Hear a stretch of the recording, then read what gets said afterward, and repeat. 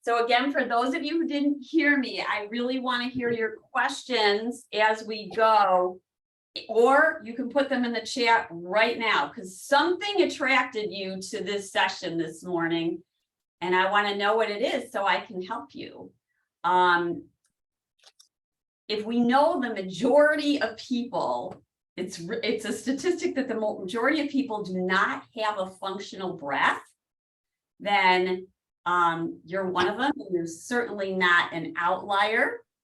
And all right, I'm seeing a question. Let's see what we got here. See here, trying to learn more to help with MS pain numbing. Okay, breathing is definitely. Mindy, what is a functional breath? Good question. That's a great question. Let's address that. So we'll that's a great place to start. A great place to start. And would you believe that the answer is it depends on the teacher that you talk to? So there's some different methods out there. So let's start about what is a functional breath for mainstream. Mainstream functional breath is when we're breathing in and out through the nose. That's pretty universal. There are some yoga types of breathing where they have you breathe through the mouth. In general, I don't think it's a good place to start. Having said that, sometimes I give an example of having them breathe through the mouth, but in general, we're breathing through the nose. Now, of course, that's a problem for people who have an obstructed nose or nostrils, one or both. Very often one nostril, the air is flowing through one nostril more than the other. And the other functional breathing is that it's an inhale and an exhale that's fairly even, and it's a deep breath. Now, when people say deep breath or diaphragmatic breath, a lot of people think that means a humongous, big, juicy breath. But it really doesn't mean that. It's a big misunderstanding, which is why I feel this topic is so important. And what deep breath really means is low breath. So when you initiate an inhale, it's the belly that's expanding first. A huge percentage, I venture to say half of the population are chest breathers. So what that means is when you inhale, the chest is, the chest is expanding first. Mm-hmm. Mm-hmm. And that's really common. So I should also say, don't judge yourself. You know, like if that's happening, don't judge yourself, because that's pretty normal. And if you have asthma, probably even more so. So deep, low breath, nostril breathing, even inhales and exhales in general, when we're talking about the idea of going throughout your day. I was just listening to a podcast and they were talking about that people have email apnea. They hold their breath when they go open up their emails in offices. There's literally breathing experts out there who go around to corporations. I mean, that's pretty amazing, but we don't realize it that we're holding our breath. And what happens when we hold our breath is that it sets off a whole trigger of increased cortisol, increased anxiety, can lead to so many different health issues. It's really, really impacts our wellness. And so we've got nostril breathing, deep, low breathing. In general, a slower breath is going to be more functional than a fast breath. There are so many different types of breaths out there when we talk about yoga or pranayama. I'm talking right now about more mainstream breathing, because a lot of the yoga techniques are very helpful, but we've got to have a starting point. where we're looking throughout our day and it's going to impact our day. And then these other breathing techniques that are more yogic, which I love, by the way, I just don't think it's necessarily the best place to start. And if you go into a yoga class, it'll depend upon whether the teacher has time to focus on this. That's why it's nice to have this time, this consolidated time for this. I'm going to take a look at the questions after we do a breathing exercise together, where I'm just going to coach you through it and you're just going to notice. So really, the first step in a functional breath is awareness of how we're breathing. Because if we're not aware of it, we don't know, right? So you can close your eyes and maybe place, and you don't have to close your eyes, by the way, up to you, one hand on your belly and one hand on your heart. And then soften into this awareness of your breathing. So the inhales and the exhales, I'm not going to coach you through right now what is necessarily an optimal breath. I want more for you to be aware of how you're breathing. So as you inhale, that means you're taking air in through your nose or possibly your mouth. Notice what's expanding first. Notice if the breath is coming in and out through the nose or the mouth.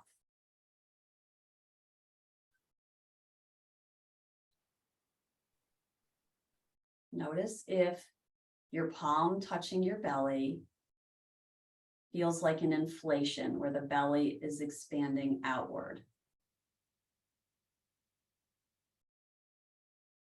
Notice, which can be more subtle, whether you're feeling on the inhale that the chest is expanding first, or after the belly or the middle rib cage. Without judgment, just notice.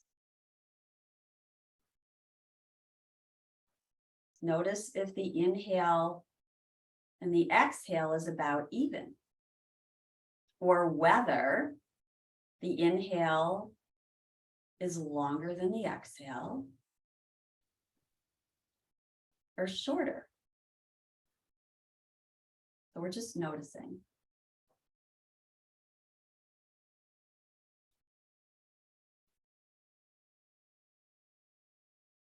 Does it feel like a short breath, a shallow breath, a long breath?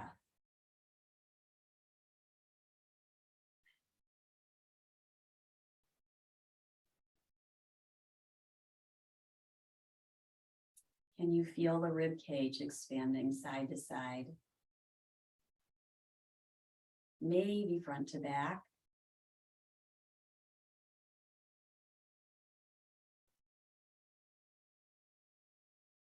Just guesstimate. How long is the inhale? How long is the exhale? So if you were to count to yourself.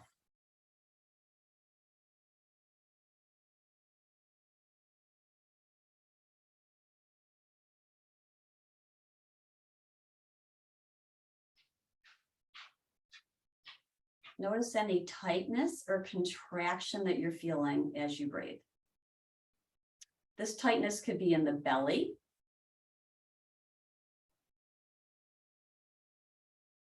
It could be in the chest area or the neck area or the jaw area or the face, or maybe you notice somewhere else.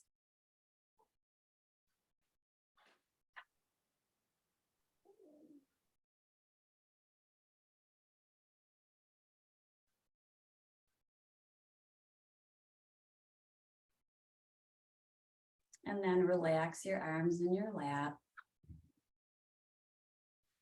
And come back to this space. And I'll ask if there was any questions or comments as we went through that short little exercise. Definitely breathing in the chest, for sure. Yeah. Okay. That's really, really, really, really common. I can't express that enough. Mhm.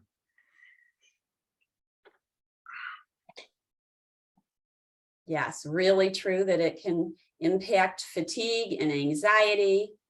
Yes, let's talk about what should we feel, belly or chest first. Okay, and feel free to ask me questions as I go. I want this to be a little bit, interactive, so I'm getting your questions answered. And it might be that I can't tell. I don't know what's coming first. So the first one is we want the deep breath. So that's going to be, we want the breath as we inhale through the nose. We want the belly to expand first. It doesn't have to be this, right? So when we tell people, the most automatic response when we tell somebody to take a deep breath or a low breath is, can you see my body?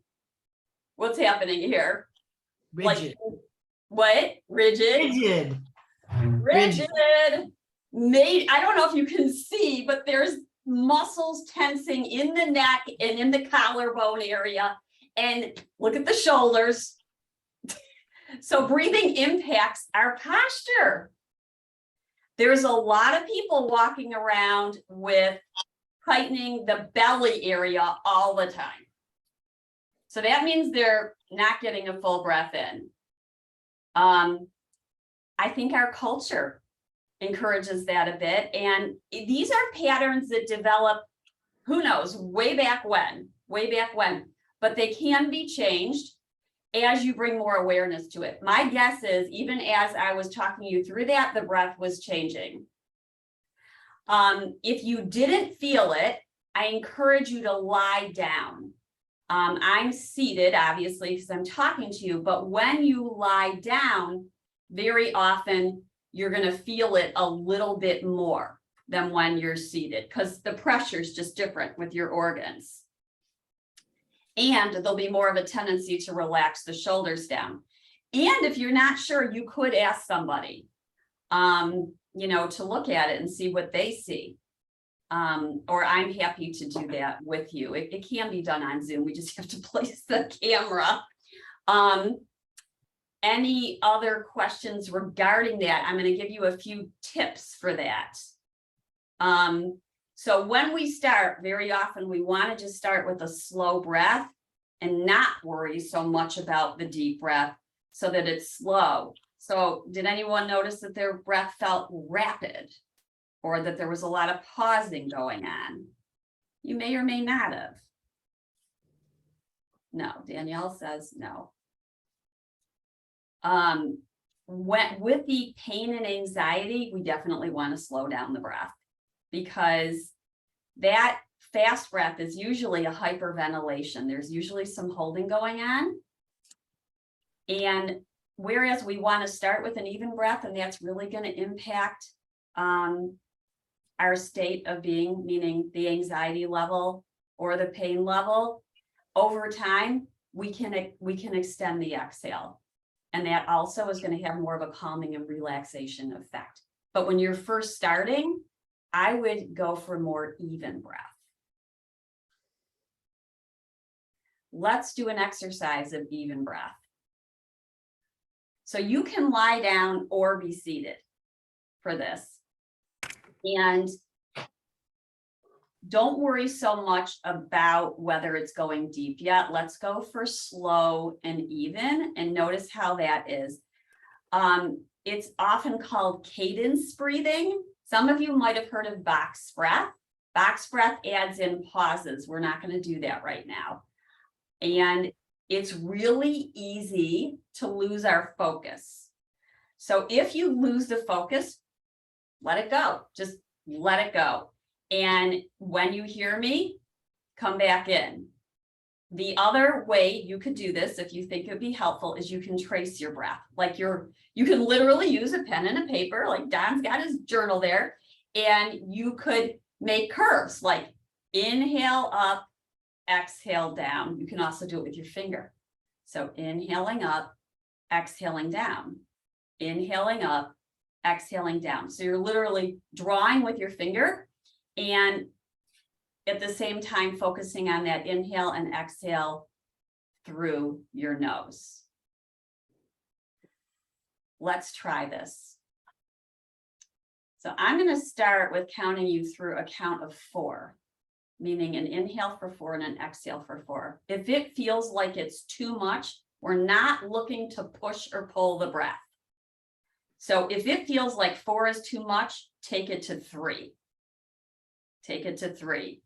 And if it feels like you could go more, you could go to 5 or 6. But I'm going to count for 4, just because I think that's a good place to start. So again, if you want to place your hands on your belly or your heart, you can. You can relax your arms down and your lap. You can have your palms facing down or up, or you might be lying down on your back. So I find it helpful to close my eyes, but you don't have to. You could have a soft gaze at something in your room. Soft gaze meaning the eyes are about halfway closed, and so you just kind of see it and it's maybe a little fuzzy. Let's try this. So we're going to inhale in through the nose. 1, 2, 3, 4. Exhale out through the nose. 1, 2, 3, 4. Inhaling in. 2, 3, 4. Exhaling out. 2, 3, 4. Inhaling through the nose. 2, 3, 4. Exhaling. 1, 2, 3, 4.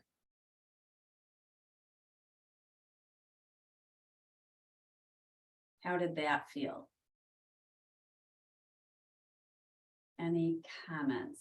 So we weren't worrying so much about the deep breathing, just more of having this cadence even breathing. When I tried the 4, it was too much for me. I could do 3, Okay. 4. Yeah. Excellent. Keep it at 3. Okay. Keep it at 3 because we want you to kind of settle into more of a relaxed, calming breath at Right. 3. Okay. And over time, as we build, you're going to get to 4. Okay. Mindy, when we sit and practice breathing, I'm pretty good. But when I'm doing things, whether it be physical activity or mental activity, my breathing goes to the shallow, rapid. So will practicing sitting and breathing transfer to my everyday activity eventually? I would think so, but it's an awareness thing. And the fact that you're aware of it is great. I would say give it a few minutes when you wake up in the morning. I always feel like meditation for me is something that I want to do beginning first thing. It sets the tone for the day. And then once you get that down, because I hate to give you too much homework, right? But try it when you're going to enter something stressful or you're going to enter the exercise class. So start with that to set the tone. I would say you could do it also, maybe pick 3 times. So waking up, maybe during, before some activity. How about before opening emails up or something like that, or going into a meeting, and maybe before bed. Before bed is a good time too, because it's a great exercise to do before bed. So we're not looking to get much longer than 5 or 6, just so you know that, because the optimal amount of breaths per minute is about 5 or 6. In fact, it's 5.6. I thought I read it was 5.6. So don't worry about how long you're going to extend it. I think that awareness is the first thing. Plus, if there's chest breathing going on, we got to bring that down, That's going to deepen the breath right there. Now, there are different ways to go about deepening the breath. And one of them that I like is to take a sandbag or a bean bag. This is a yoga bag, but it doesn't have to be fancy. Or it could even be a heavier book or something, and lie down and put this on your belly and feel the going up and down. You can't see me. So like this. I don't know if you can see the beanbag going up and down. Tell me if you can. I'm going to breathe in. You can see it. You can see it? Yeah. Okay, good. So that's giving me feedback. It's just a gentle pressure in. I'm certified in the Buteyko breathing method. He's a little bit different, but he sells these breathing belts where you put it around just below your rib cage and you tighten it enough just to feel the pressure of your belly going in and out, which it's an interesting way, but you don't have to buy one of those belts. You might have something that you could just put around that's a little bit tighter. But you also could use your hands. You could gently press right here with your hand and give it some feedback. Everybody try that. Place your hands on your belly, your lower belly. So below your rib cage. And give it a little bit of pressure there, just a little bit. And then a gentle breathing in through the nose. And then out through the nose. Breathing in. And breathing out. So a little bit of pressure. And if you don't feel the little pressure, then give it a little bit more so that you can feel your belly expand there. This isn't something that happens like that.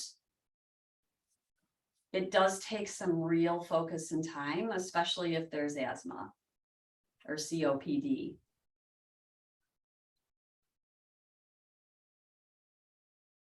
There could be apnea going on too, mostly when people sleep. We have all kinds of irregular breathing patterns, but these can be changed over time. How does that feel, just giving it a little bit of pressure? Good. Did you guys feel the belly expanding? Yes. Yes. Mhm. So that's a really good first step to just bring your awareness there. Now you want to relax your tongue when you're breathing.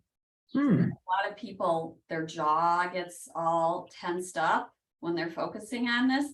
So try to relax the tongue towards the back of your mouth.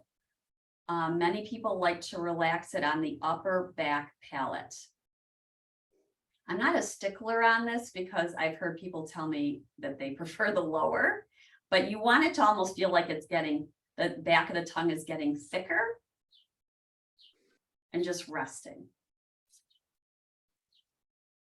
Let's try a breathing practice now that's called feather breathing.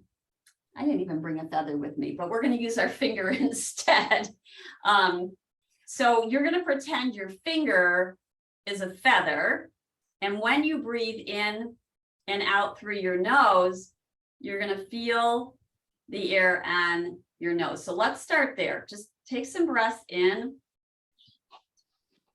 and out through your nose. And notice the air on your nose.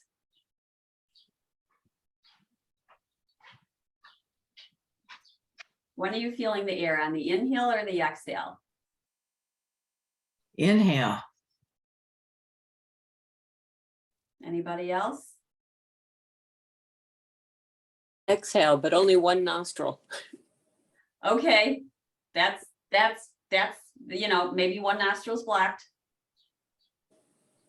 Anybody else? Let me see what I'm seeing here. exhale. Okay, so, Yeah. all right. All right, so don't judge yourself. It is the exhale where you should feel the air coming in and out. Another common breathing pattern is called reverse breathing. And what happens with reverse breathing is that the belly is going in on the inhale and air is going out on the inhale. It could be one or the other. So we want the air to go out on the exhale. That's a whole retraining, but it can be done. The more you start to draw awareness of it, it can be done. I'm telling you, you just practice this every day, and we just increase the time you're practicing it, and it can change. Now, if there's something going on and the nose is blocked, that's another story. And let's just check that out. So this is reverse breathing is really common. If I teach a yoga class or a breathing class and I go around, I'm going to see at least, and let's say there's 10 people, I'm going to at least see one, if not a few. Super duper common. Reverse breathing. We want to exhale out through the nose. Super duper important. That will impact pain and anxiety. The exhale is the key to a calming breath. If that exhale is shortchanged, meaning shorter than the inhale or non-existent, then it's really hard to calm the nervous system. So you have a tool in your tool belt that is the breath. And once we get to that even inhale and exhale, exhaling out through the nose, that in and of itself is going to start to help to calm the nervous system. No question about it. There's a lot of science behind this. I am not making this up. That's for sure. Let's just check it out. Liz said that she's got one nostril she's breathing in and out through fully, and the other one is kind of blocked. So let's just notice that. Block your right nostril. I'll mirror you because I think you're seeing opposite. Blocking the right nostril, breathe in and out through your left. Just notice. I'll count for a count of 3 just so you can kind of notice. Inhale, 1, 2, 3. Exhale, 1, 2, 3. Inhale, 1, 2, 3. Exhale, 1, 2, 3. Let that go. Let's do the other side. You're going to block now the left nostril and breathe in and out through the right. Inhaling, 1, 2, 3. Exhaling, 1, 2, 3. Inhaling, 1, 2, 3. Exhaling, 1, 2, 3. And release. Anybody notice differences in their nostrils? Yeah. Yeah. Left side is much more open than the right. Mhm. Very common. Yeah, my right nostril is much more open than the left, but that's allergies. Yeah. It's interesting. I've done alternate nostril breathing, and I'm able to do that. And with this, I can tell that if I block off the left nostril, I am able to get air in and out of the right. It's like blocking off the left improves the flow on the right. Yes. Yes. Great observation. I'm going to teach you a little exercise. If it creates anxiety, let it go. And don't worry about it. It's part of the Buteyko breathing method, and it's called nasal cleansing. And we're going to do like a baby version of it, meaning This is repeated 6 times to get it to really, really clear, but I just want to show it to you. It is, I'm pretty sure it's all over YouTube, or I can send you guys a YouTube of it, but let's just try this to see how it goes. So what we're going to do, you're going to take a few breaths in and out, normally, not trying to change it anyway. Then you're going to block your nostrils. So I don't mean like squeeze like crazy, right?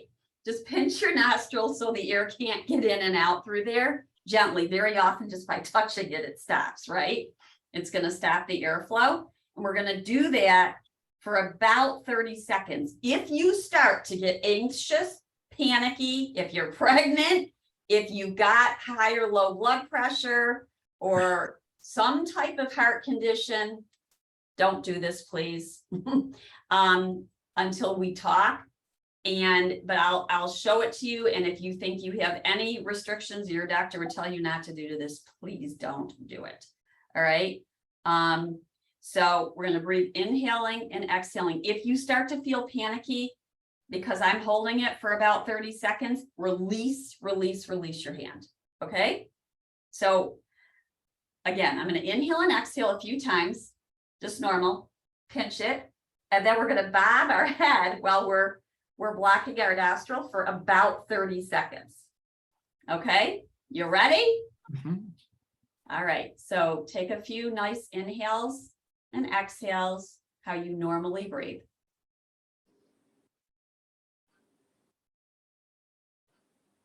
Then go ahead and gently pinch your nose, and you can bob it. You could bob it side to side. It's kind of a distraction, right? You could go up and down. Try to relax into it a bit, meaning just kind of let it flow. And don't worry, if this is your first time doing something like this, it's a little weird. So just release it if you're starting to feel panicky or something just doesn't feel right for you. Side to side, up and down. And we're at 30. So stop. Let that go. Breathe in and out. Any questions in between? We'll do it a few times. That was in Nestor's book about breathing. Absolutely, it was, and it's part of the Buteyko method, and he has studied the Buteyko method. I love that book, by the way. It's an awesome book. It's called Breathe by James Nestor. It goes through the history of breathing. It goes through all kinds of studies on it and different ways to breathe. Excellent book. That's what really got me on a crusade with this, because it's so important. And if you read it, you'll get it. All right. And there's some good YouTubes where he's interviewed too on it. All right, ready? Let's do it again. So breathe in and out, few normal cyclical breaths, not trying to change anything.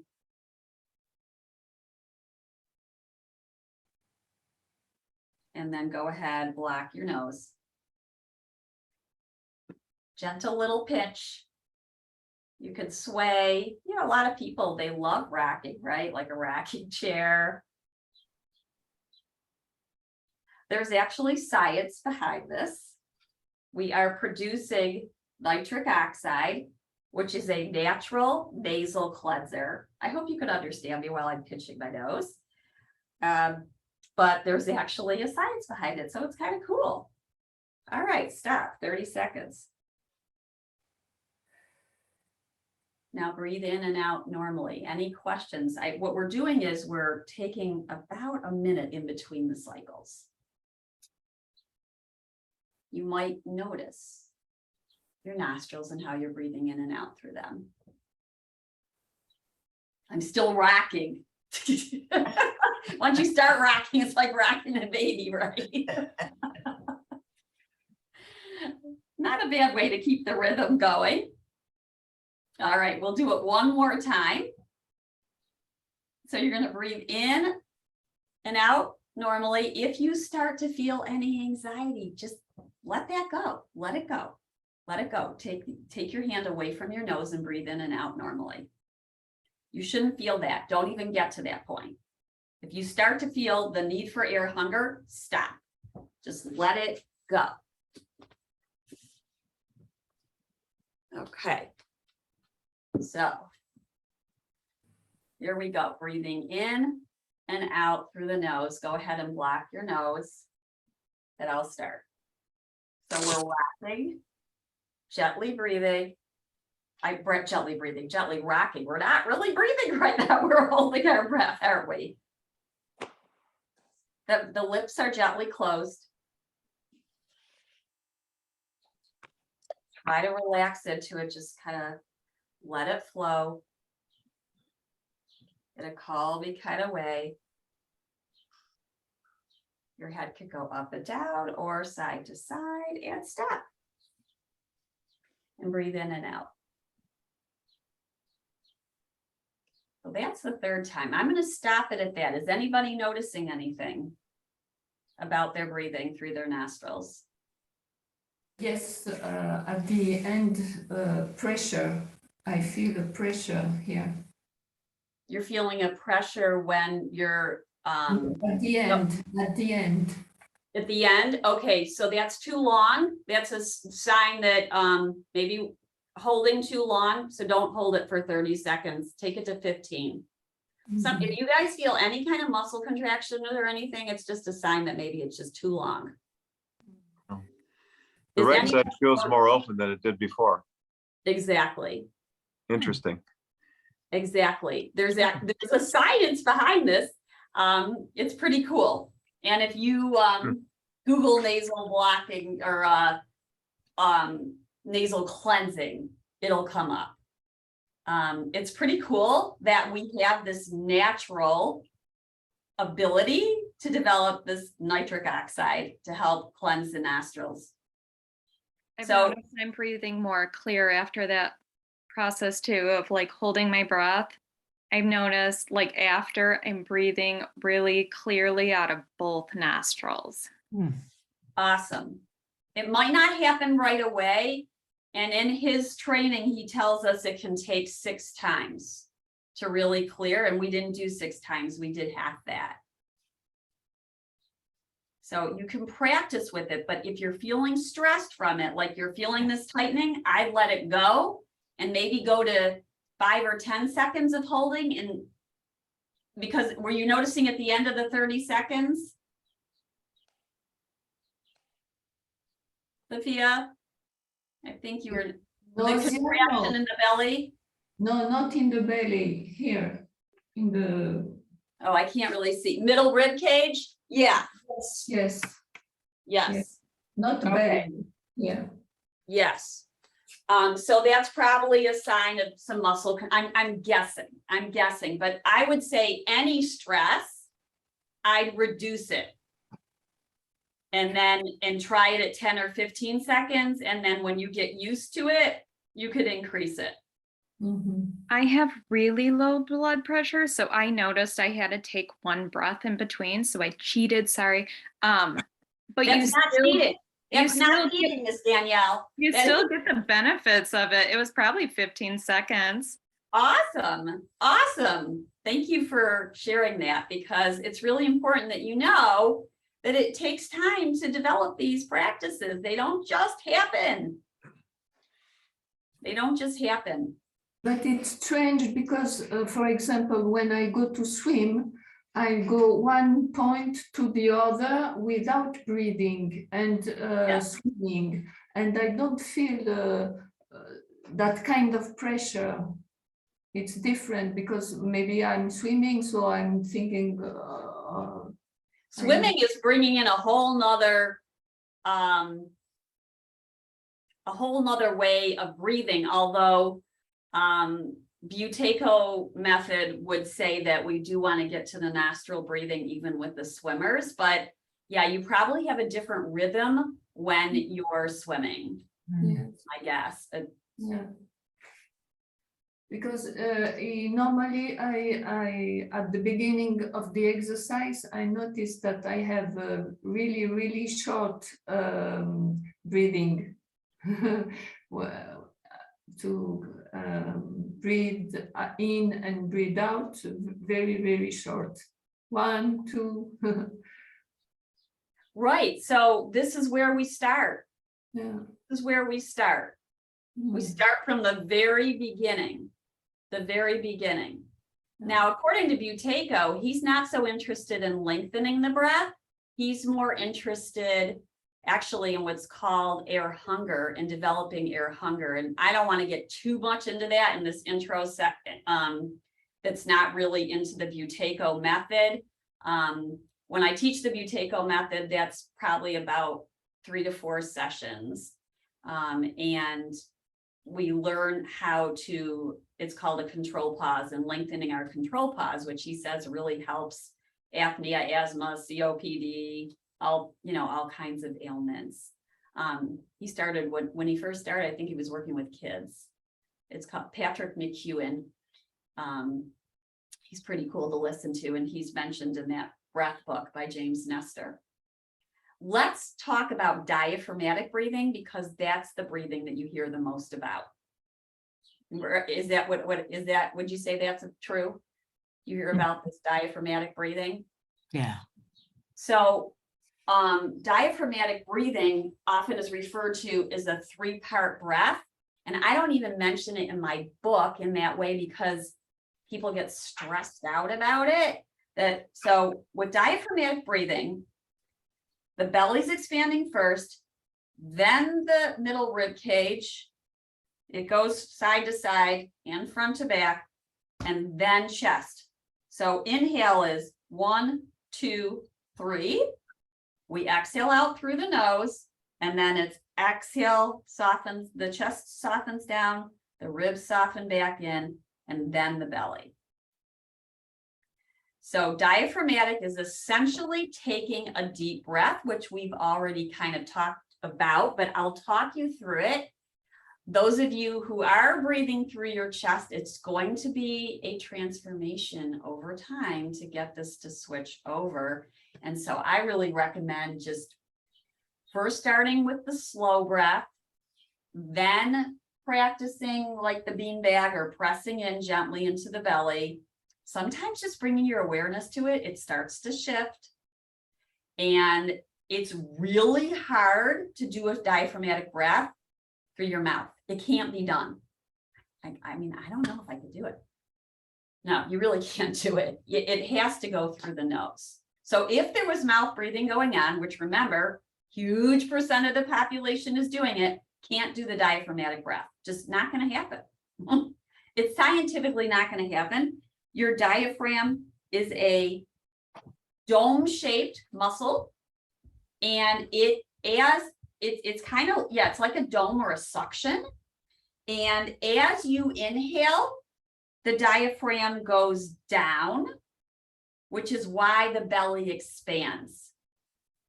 And then as you exhale, the dome-shaped diaphragm moves back up. It rests right under your heart, which is really cool. And that is why the breath can impact our heart rate. They're so connected. It's like massaging the bottom of your heart as you breathe. So as you inhale, diaphragm is moving down. As you exhale, diaphragm is moving back up. You don't really necessarily need to know that. You just need to know on the inhale, we want the belly to expand first, not necessarily worry about the middle rib cage and the chest for now. We want to bring it down there. So let's just talk through it and see how it goes for you. So we're going to breathe in and out through the nose.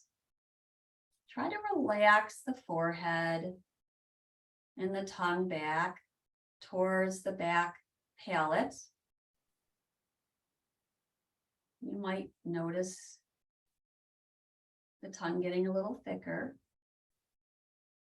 And then take your awareness to your belly, and you might want to place your hands on your belly. And as you inhale, feel the belly expand, and then exhale out through your nose.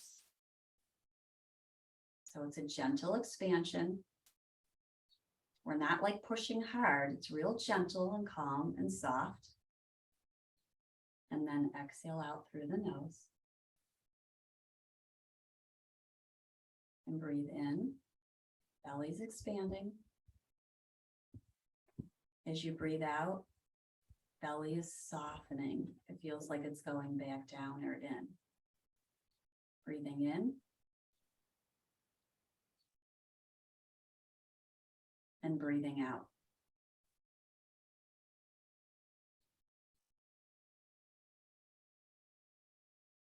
Soft, slow breath. Without any forcing, pushing, or pulling.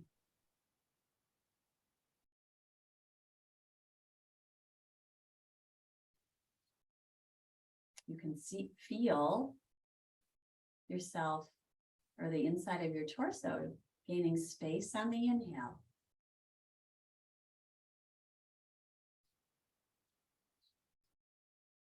And then returning to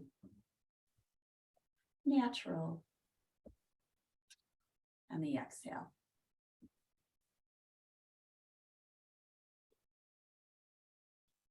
And relax your hands down.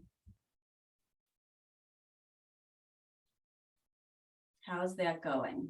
It's a whole new process when we're breathing through the chest. Highly recommend lying down. Sometimes it's easier. We also want to make sure our spine is tall, you know, that you're sitting up on either in a chair. You certainly don't need to be on the earth like I am. You should feel supported with a nice supported spine. So when you ask about pain and anxiety, this is the first step. When we are in the fight or flight or freeze mode, that's that antiquated part of our brain that gets triggered in the back of the brain. And the amygdala shuts down. So that's when like memory and focus and concentration and this fight, flight, or freeze. So fight meaning contracting up or freezing, not moving, right? All of that is like rigid. Or run away. So run away to me is holding the breath. So that gets triggered. So the first step for any type of anxiety is calming the nervous system through breathing.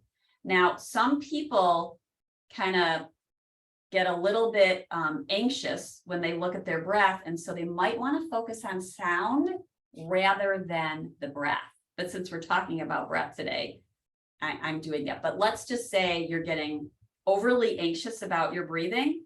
Another way to bring awareness is to listen to sound as you have a nice calming breath. So you could put on sounds of the ocean or a waterfalls or calming music and just kind of listen to it as you breathe. Questions?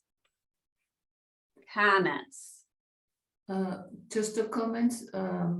When I breathe like this, I feel like a dizziness. Okay, so that is another normal, you could feel that. Your body's not used to it. I know. Your body is not used to it. So that definitely could happen. And so there's a few things you want to do, which is one is I would maybe do some stretching before it and not go as long. So start with small intervals and then take a break. Mm-hmm. It's possible that there was some holding going on in between the inhales and the exhales. We don't, in the Buteyko method, we actually want to hold the breath, but for now, I would say if there's dizziness, just practice it for a little bit, like maybe 30 seconds, and then, or, you know, and then stop, and then try again. And if you notice a dizziness, stop. Because we don't want to get to that point. We want to get to the point before that. If you start to notice that you're having this feeling of like air hunger, meaning you really want to take a deeper breath, stop. And take a break, at least of a minute, and then try again for a very short period of time. The body's not used to taking a full breath. Mhm. When we practice in yoga, back bends or side bends, which by the way, can be really good for breathing, right? Like if we take our arm up overhead, we're stretching the side of the body. You're making more space for your breath. So practicing a few side bends could be helpful. When we do a back bend and people, like in a bridge pose, where we're down like this, some type of back bend, and then people naturally forget to breathe, it can really cause some dizziness. Generally, when that's the case, people are holding their breath. Generally, that would be the first question I would ask somebody, is if they're holding their breath. So that's kind of similar to the air hunger, where you're feeling like you really want to take a breath. Did you feel like you really wanted to take a deeper breath while we were doing it? Not really, but Not really. during the class, I don't feel that dizziness when. Oh, you haven't felt it while we're practicing now? No, during the class, yoga's class. Oh, you're not feeling it. No. Okay. But now, not doing nothing and breathing so much. It's a little bit more awareness. Maybe.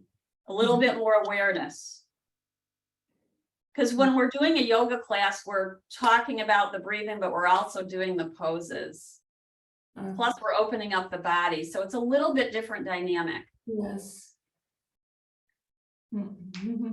Start small. Slow Try step. not to have huge expectations of yourself. Yeah. Any other comments or questions before we close this? Yeah, I have Yeah, a question. thank you very much for the nasal cleansing tool. That's really good. And I'm going Yeah, to that's share a that little with gift. some other folks that I run with. I'm sure I'm not the only one that experiences that. It's really Yeah. good. Buteco's got all kinds of things. I have worked with some people who are runners, and they don't believe me that really we still want to breathe. A lot of runners breathe through their mouth, but we want to stop that. But what happens is it takes some time. So they're still going to do some mouth breathing. It's just trying to get to longer intervals of the nose breathing. Yeah. Mouth breathing is a big culprit for a lot of this. Cool. Yeah. So I hope that helped. And okay, I heard other questions. What else do we got going here? Yeah, I was, when I had my nose plugged, gently, I felt like I was suffocating very shortly while we were doing it. And I don't know if that's just because of asthma and allergies, I'm stuffed up or something, and I, can't always breathe well. Yep. It very well may be that, but you can, with the Buteco method, it's called a control pause. We build that control pause over time to get longer. Okay. And that would probably help that. Yeah. Good. That's great. Yeah. How do you spell Buteco? Here's his book. Buteyko. Thank I you. wouldn't study this without, having somebody help you. You can look at some of the YouTubes on him for sure. There's a lot out there. But when it comes down to it, you want to do it with somebody who's trained. It generally doesn't take more than a few sessions. For someone to learn the concepts and then practice it. But it does take, he's very, very specific about 40 minutes a day of practice. I didn't want to overwhelm you guys with that. That's not what I'm looking to do today. Yeah, that's a lot. But in order to make real change, he says adults need 40 minutes a day. Wow. I know. Lot. Yeah. Other questions? Let's see here. Hard to break for me while running, right? I would only do it for, when you're practice little small intervals. short intervals with the running. I have a question. Yes. How breath can help us when we are, for example, stressed with the dystonia, for example. How can we breathe deeper, longer? So it can help with like the rigidity because it's calming the nervous system. And so the idea behind this even, calm, soft breathing is it should help to calm the system down. Is that answering? So the dystonia you're talking about is like the rigidity in the body. In the leg. I haven't seen any specifics about this, but in general, the studies show that anxiety goes down. And I've seen specifically with people who have MS, who have spasticity. Yeah, if you have to go, I totally understand. I just want to answer anybody's questions if they have them. But people who have spasticity, they have told me that their spasticity has softened, or, you know, like if they're having a bunch of spasms, that it has gone down. I can attest to that. On the dystonia, I'd have to look that up and talk to a few people. But generally, when we can calm the nervous system, that would help. And the dystonia is helped by movement, you know, movement, right? During the dystonia, it's my foot, so I have to massage it. Massage is wonderful. I'm all for massage. You can think of breathing as an internal massage. Yes, because when it's home, it's okay. I can do the massage. When it's outside in the with people going, I can sit in the street. Yes. So I would try experimenting. Why can't you? Why can't you do it in the middle of the street? But no, I mean, I would try just a little calming breath and see how that is and see what happens. Some of this is an experiment. Yes. I don't have all of the answers. I just know that the breath is so powerful. Now I'm going to give you one other little treat before we go. Anybody else have any questions before I show this one? How to train breathing while sucking in my abs for engaging core muscles. That is a whole other topic. All right. So just so you know, so this question's about pelvic floor. Okay. And so we talked about the dome of the diaphragm. I know I should do a specific class on pelvic floor, but so the diaphragm moves up and down and it's a dome. We also have a dome in our pelvic floor, and that dome goes up and down, very much related to breathing. So we did not discuss this today. Now, if somebody, but a soft breath can help, because very often people are holding their pelvic floor in, they're squeezing it. And when we squeeze our pelvic floor, that's causing tension and it's weakening it. If we always hold the pelvic floor, that's going to weaken it.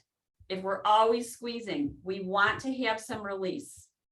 So my answer for today is yes, you can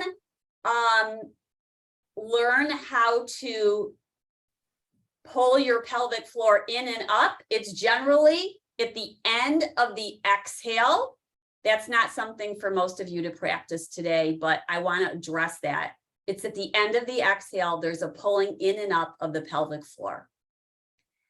That again is not always taught in a yoga class.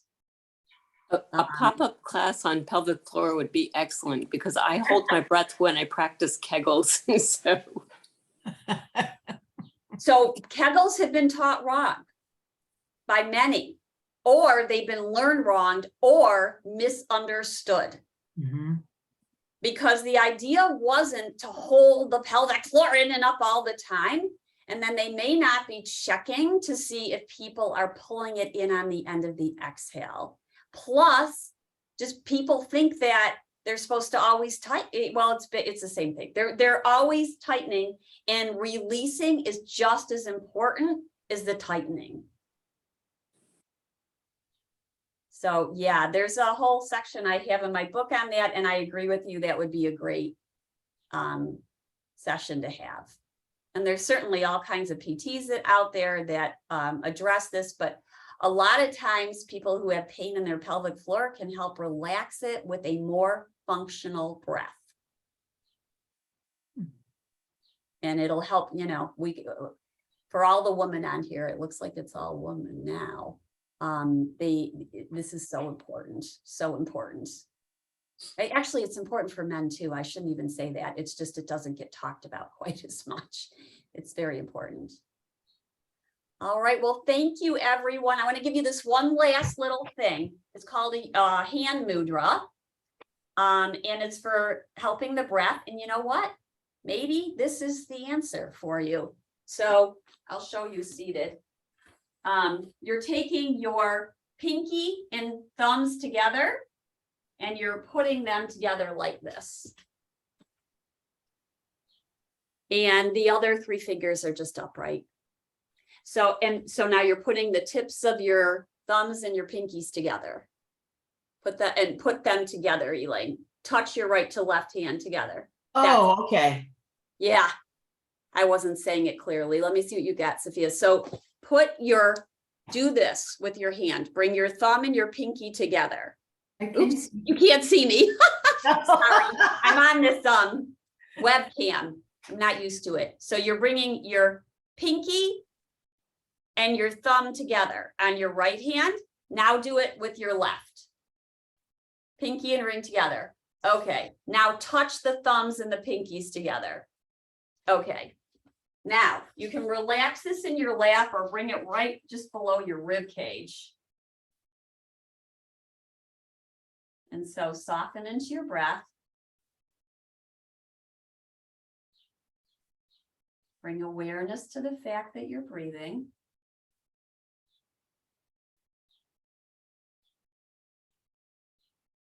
Observe the breath. Most important, feel the breath.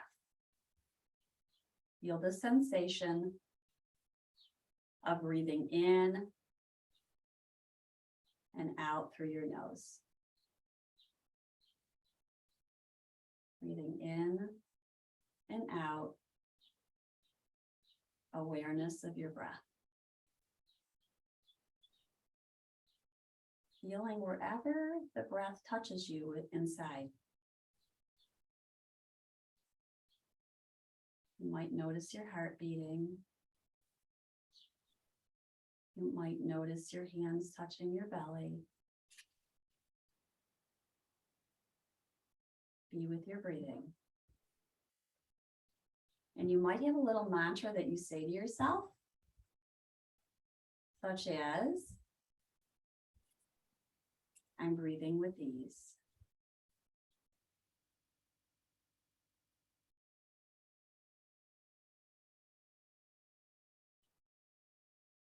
You might express gratitude to yourself for attending this session, for attending to your breath.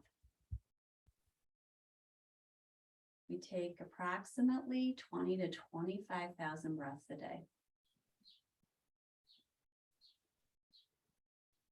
But just by focusing on your breath, you are impacting it. You are impacting your whole wellness. You might want to just practice this mudra at any time. when you're standing on the street or seated in the waiting room.